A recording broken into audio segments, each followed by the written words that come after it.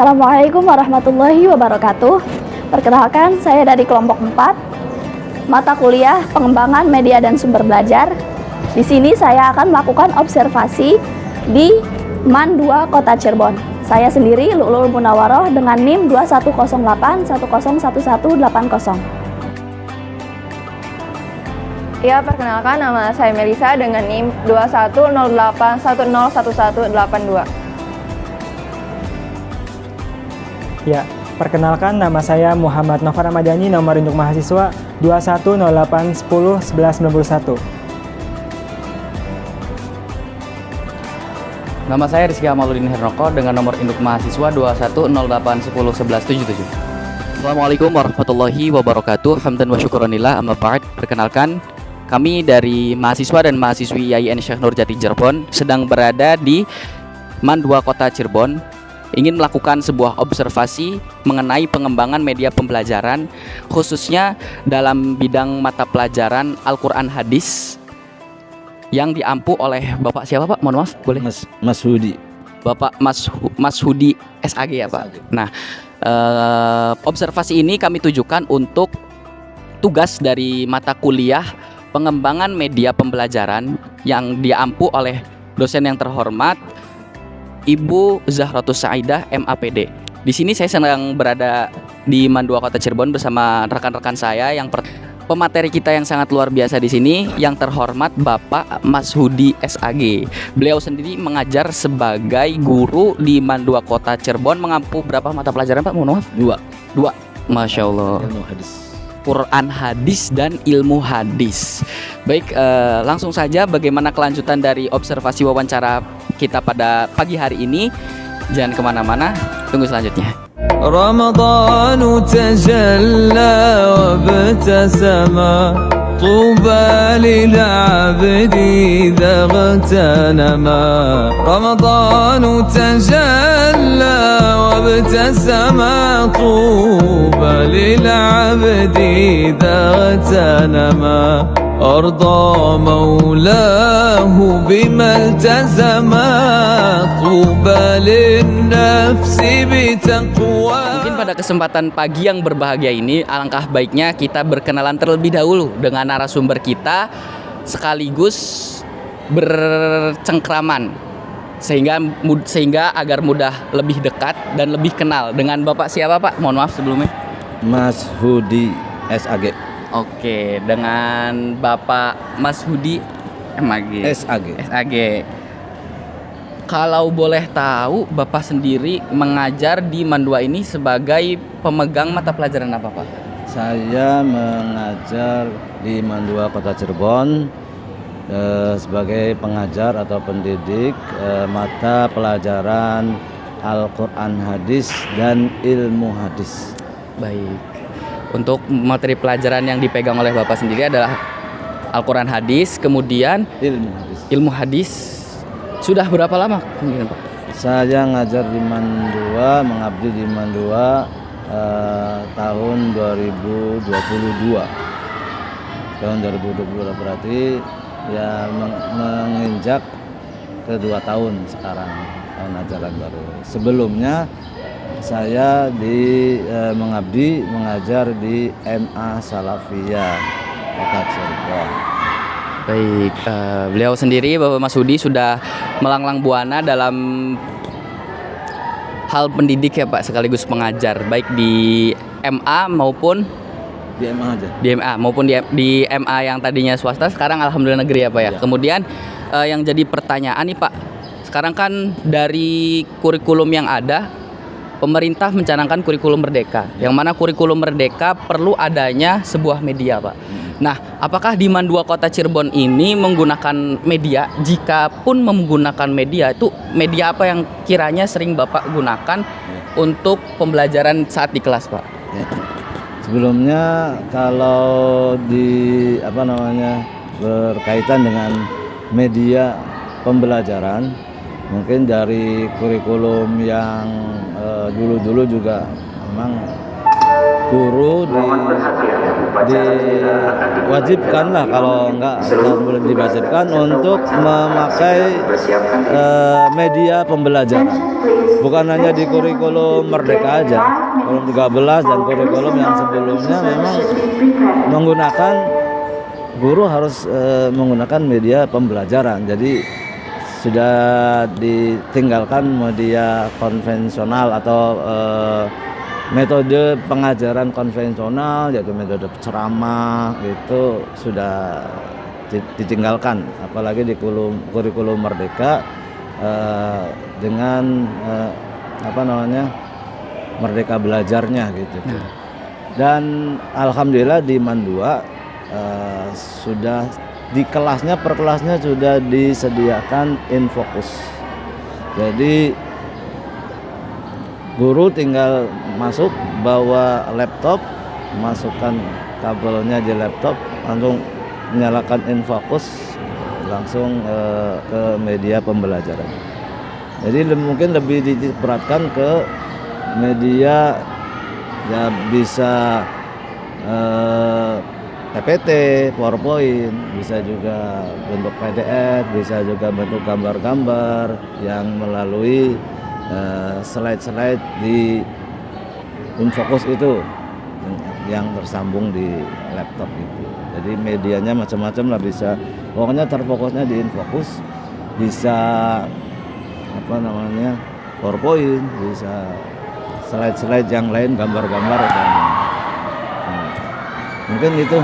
Kenapa? Karena mungkin untuk lebih memudahkan peserta didik untuk memahami materi ajar, sehingga media memang harus digunakan karena untuk sebagai memudahkan lah, sebagai alat memudahkan siswa atau peserta didik dalam memahami materi ajar, bahan ajar. Baik, jadi untuk di MAN 2 Kota sendiri menggunakan media dari kurikulum yang berbeda-beda. Namun lebih ditekankan dalam kurikulum Merdeka ini dari pihak sekolah sendiri menyediakan fasilitas dengan berupa infokus di setiap kelas ya Pak ya. Agar para guru mengembangkan kreativitasnya dan murid pun bisa semerdeka dan sebebas dalam melakukan eksperimen di pembelajarannya, begitu ya Pak? Ya. Baik Bapak, sebelumnya mohon maaf, pembelajaran Quran hadisnya sampai mana ya Pak materi pembelajarannya? Kalau di semester genap ini saya mengajar sampai bab kedua, yaitu bab etos kerja, surat Al-Baqarah 8 dan Fatir 32 yang sedang berlangsung untuk semester 2 bab kedua. Ya, baik Pak. Sebelumnya kan tadi sudah Bapak sebutkan ya, ada beberapa media yang digunakan untuk mendukung pembelajaran di kelas. Nah, kemudian apa sih pertimbangan apa saja yang Bapak lakukan untuk pemilihan media tersebut? Semua media pembelajaran memang bertujuan untuk agar peserta didik lebih mudah memahami materi pembelajaran. Semua metode pembelajaran dan semua media pembelajaran digunakan memang untuk bertujuan untuk itu. Kalau dan dinamis gitu tuh, media pembelajaran dibuat supaya suasana di kelas lebih dinamis, tidak membosankan begitu. Kalau sementara media yang konvensional, yang metode ceramah itu kan membosankan, anak misalnya ngantuk, boring, jenuh dan sebagainya. Jadi kalau ada media, anak lebih bersemangat, termotivasi, dan mungkin bisa menyalurkan pendapatnya, ekspresinya gitu terhadap materi pembelajaran, dan bisa mengembangkan materi pembelajaran dari yang baku menjadi untuk dalam konteks kehidupan sehari-hari gitu, bisa dikaitkan dengan itu. Tujuan penggunaan media pembelajaran umumnya seperti itu. Apapun media pembelajarannya, tujuannya untuk supaya suasana pembelajaran di kelas menjadi lebih hidup, dinamis. Yang kedua, memudahkan siswa dalam memahami materi pembelajaran atau bahan ajar. Yang ketiga, supaya ada interaksi yang aktif di dalam atau komunikasi yang aktif di dalam pembelajaran di kelas tersebut. Gitu. Memang tujuannya seperti itu. Semua media pembelajaran seperti itu. Dalam pengambilan media pembelajaran, apakah ada kendala Pak atau berjalan secara lancar? Sementara alhamdulillah lancar, tidak ada kendala. Mungkin kendalanya siswa, karena namanya karakter siswa di sekolah ya, di setiap kelas beda-beda. Ada karakternya suka ngobrol, ada karakternya nggak fokus, anak tuh mungkin banyak problem di rumahnya, pengaruh di kelasnya sih. Ada gitu, ada yang tapi hanya berapa persen gitu, paling 20% anak yang karakternya ya kalau dibilang kasarnya nakal gitu tuh ada ya. Mesti aja, tiap kelas mesti ada seperti itu, yaitu mungkin kendala seperti itu, tapi insya Allah bisa diatasi dengan pendekatan dari guru tersebut. Baik, selanjutnya ada pertanyaan lagi nih Pak dari teman kami yang bernama Lulul Munawaroh. Silakan. Pertanyaannya gimana? Kan tadi sebelumnya Bapak sudah menyebutkan media-media yang digunakan saat pembelajaran, kayak menggunakan PowerPoint atau berupa gambar-gambar gitu ya Pak. Nah, terus kemudian bagaimana respon siswa saat Bapak menggunakan media pembelajaran tersebut? Apakah dapat memotivasi belajar siswa atau bagaimana Pak respon? Selama ini respon siswa ketika guru ketika saya mengajar menggunakan media, entah itu media PowerPoint dan lain sebagainya yang sudah disediakan dan fokusnya di tiap kelas masing-masing, itu 90% siswa itu menjadi fokus ke materi pelajaran. Alhamdulillah. Ya, berarti karena ada visual gitu ya Pak? Tertarik pada visual. Dari tidak hanya mendengarkan saja, dan visual. Baik. Habis itu siswa menjadi konsentrasi, menyerap, kemudian mengambil kesimpulan, kemudian ya memahami dan mengambil kesimpulan bersama-sama gitu. Baik. Itu Jadi selama ini alhamdulillah. Jadi selama pembelajaran siswa 90% mengikuti alurnya pelajaran yang Bapak berikan, karena Bapak sendiri melakukan pembelajaran dengan bukan hanya metode ceramah tapi metode visual dengan berupa penampilan gambar di PowerPoint tersebut ya Pak. Baik, terima kasih Pak atas jawabannya tadi mengenai responsif dari siswa ke materi pelajaran yang Bapak ajarkan. Kemudian dari kawan saya yang satu lagi nih Pak, dari namanya Muhammad Novan Ramadhani, ingin bertanya kepada Bapak. Baik, terima kasih kesempatan waktunya. Pak, izin bertanya mengenai evaluasi pemilihan media pembelajaran ya, yang mana apakah ada kolaborasi antara guru agama dengan yang lainnya dalam pemilihan media pembelajaran? Untuk sementara ini selama saya mengajar, mungkin dan sepengetahuan saya, sepengamatan saya, di setiap sekolah, sebenarnya di Mandua juga masing-masing guru membawakan media ajar masing-masing. Mungkin bisa disimpulkan media ajarnya sama lah, karena ada di tiap kelas ada infocus, jadi mungkin saya lihat tuh pembelajarannya ya berupa tayangan slide begitu yang sudah disarikan dari materi pembelajaran yang ada di buku gitu. Ya dipindahkan ke bentuk PowerPoint berupa slide gitu. Mengenai kolaborasi sedikit mungkin di luar pembelajaran atau di luar kelas lah gitu. Ketika kita ngobrol sharing pendapat, sharing ini, nah itu baru terjadi mungkin ada kolaborasi atau percampuran lah gitu. Tapi intinya sih masing-masing guru membawakan media pembelajaran masing-masing. Media pembelajaran kan banyak. Ada yang modelnya diskusi, walaupun nggak pakai infocus, tapi modelnya diskusi. Ada guru di papan tulis, bisa juga kan gitu. Guru menyampaikan masalahnya di papan tulis ini, terus kemudian guru membagi siswa menjadi beberapa kelompok untuk mendiskusikan. Nanti hasil diskusi dipresentasikan di depan kelas. Nah, itu juga sama media juga, walaupun nggak pakai ini. Ada yang pakai gambar-gambar, ada yang pakai PowerPoint dan sebagainya. Itu yang dikembangkan selama ini media pembelajaran. Pokoknya banyak lah. Iya. Ada yang model tebak gambar, ada yang model kuis, ada model kayak TTS gitu. Ada banyak. Ya seperti itu ya, diterapkan.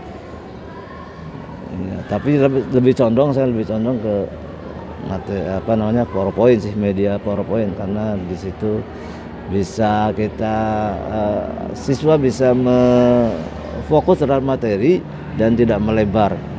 Nah, setelah siswa memahami materi pembelajaran, baru dikembangkan ke konteks kehidupan sehari-hari, antara materi dengan konteks kehidupan sehari-hari gitu, dikaitkan seperti itu. Baik Pak, terima kasih. Mengenai media pembelajaran Pak, ada namanya APE, Alat Permainan Edukatif. Ya. Di Mandua sendiri ada nggak Pak APE-nya? Ada alatnya, tapi itu materi atau mata pelajaran mungkin eksak gitu. Mata pelajaran matematika, fisika. Kalau mata pembelajaran berupa teori seperti Kurdis, PKN, SKI dan lain sebagainya, mungkin tidak melakukan seperti tadi media itu APE ya gitu. Ini sebelumnya buat teman-teman yang cowok sama yang cewek, mohon maaf ya, kegiatan pembelajaran kalian tidak seperti yang biasanya. Biasanya kan sama Pak Mas Budi seorang. Jadi nanti kita dari mahasiswa-mahasiswi ya bilangnya, dari IAIN Nurjati Cirebon mau minta izin buat mendokumentasikan kegiatan pembelajaran kalian selama di kelas. Gak apa-apa? Ya, itu aja sih sebelumnya. Boleh perkenalan dulu aja ya.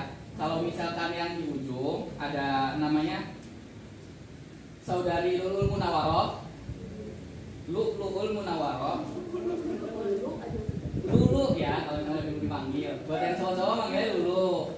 Nah, Lulu boleh. Kemudian yang di sampingnya Melisa aja. Melisa ya. Melisa satu kata. Nah, yang di sini yang cowok namanya Muhammad Novan Ramadhani. Panggilannya Novan. Ya. Itu aja sih mungkin biar bisa langsung dimulai Pak. Ya. Rizky Amaludin Hernoko nama saya. Panggilannya Rizky. Mungkin bisa langsung kegiatan pembelajaran ya, karena mungkin tadi masuknya agak telat ya Pak. Disampaikan mohon maaf ya, itu karena kesalahan dari kami. Terima kasih. Assalamualaikum warahmatullahi wabarakatuh.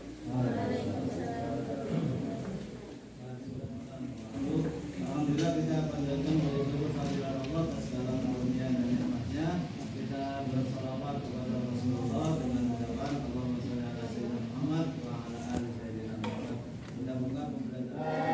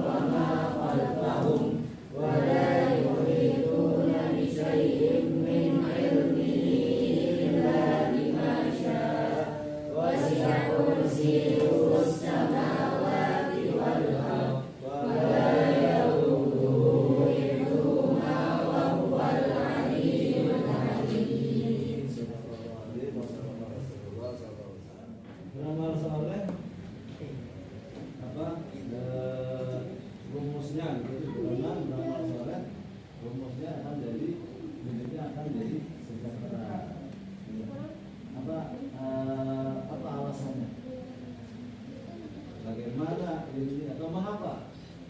Mengapa kita beriman amal soleh pasti hidupnya akan. Nah, di sini Teh Lulu mau nanya-nanya sedikit nih. Namanya siapa ya? Namanya Intan. Oh, Intan. Intan ini berarti dari ini jurusan apa? IPS. Ngambilnya jurusan IPS. Nah, tadi kan habis pembelajaran ini ya, Quran hadis. Belajarnya itu tadi Bapak Mas Hudi jelasin itu materi tentang apa? Materi kayak beriman gitu. Beriman, bertawakal gitu. Terus tadi kan Mas Hudi itu menggunakan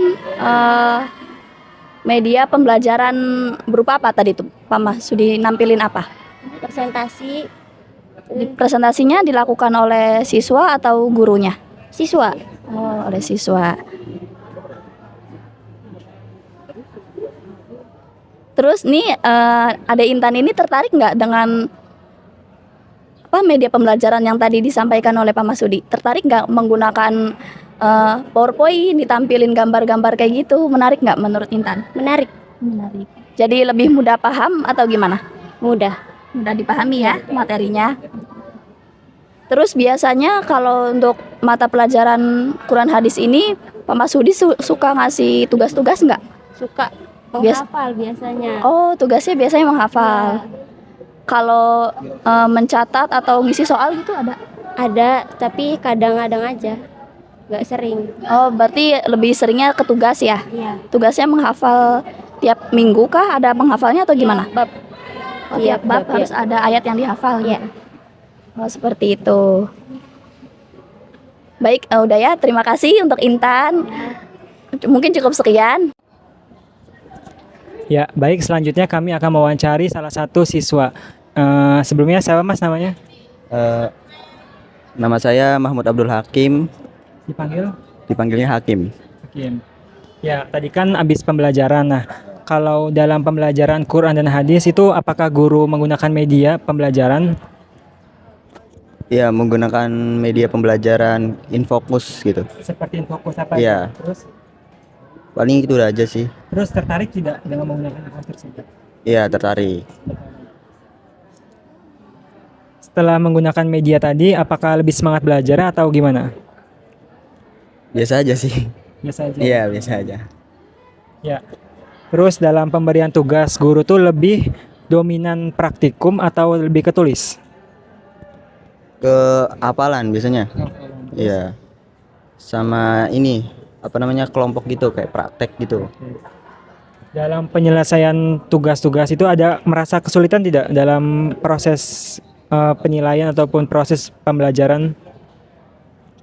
Kalau kesulitan ada pasti.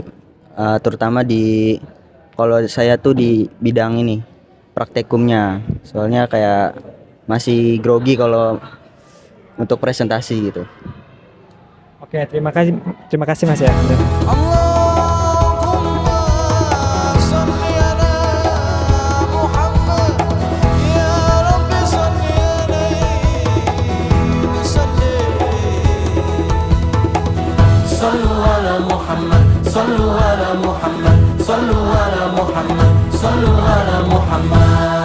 Apabila hati hilang cahaya iman, langkahnya hidup hitam tanpa penerang. Apabila jiwa jauh dari Al-Quran, langkahnya hidup bagai tanpa pedoman. Apabila mulut jauh dari asmanya, langkahnya hidup bagai hilang